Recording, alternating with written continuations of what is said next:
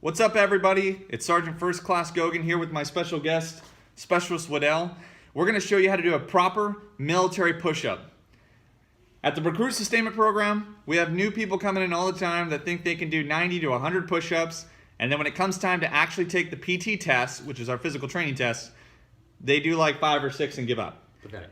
And the reason why is because they're not doing real push-ups at home. They're doing their fake wannabe push-ups. We're going to show you how to do a real military push-up. So Specialist Waddell, if you wouldn't mind getting in the starting position. Now when we take our test, the person who's keeping track of the time will tell the graders ready, they'll respond, good to go. They'll say get set, and at that point everybody gets up into the push-up position, ready to go. Now when they say go, everybody starts doing their push-ups. Now that right there was a proper military push-up. You can come back up, that way you rest. What Waddell just did was a proper military push-up, but we're going to slow it down a little bit so you guys can actually see it. So go ahead and go down.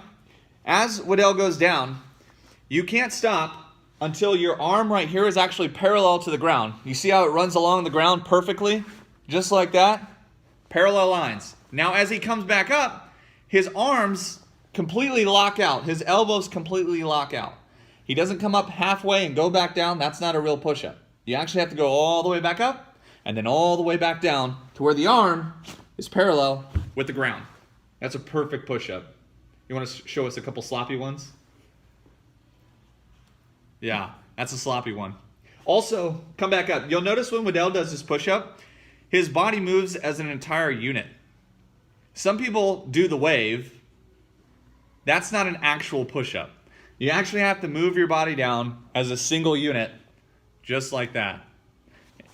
Now also, when you're doing the push-up event, you can't lift your hands off the ground. You can't lift your feet off the ground. You have to remain in contact the whole time. You can move your hands and your feet if you have to, but your feet can't be more than 12 inches apart. Some people like to reposition their hands because they start working different muscle groups. Give me a second. They might start off here and do their push-ups up close, and then to work a different muscle group, they'll position their hands a little bit further out and go down that way. You also don't have to go down quite as far when you move your hands further out. Your arms can get parallel to the ground a lot easier.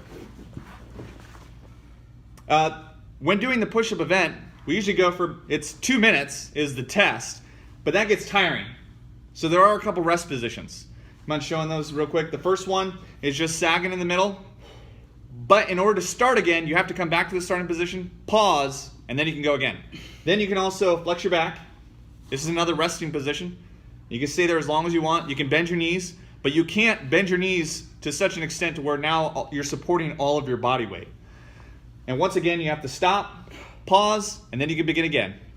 So that's it. Right there, that is a perfect military push-up. And if you look at a pass, females, we need you to do at least 19, and males, we need you to do at least 42.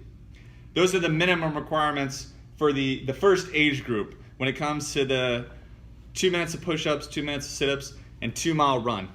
So that's it. That's a basic military push-up. Once again, this has been Sergeant First Class Gogan with special guest, Specialist Waddell. And until next time, keep calm and soldier on.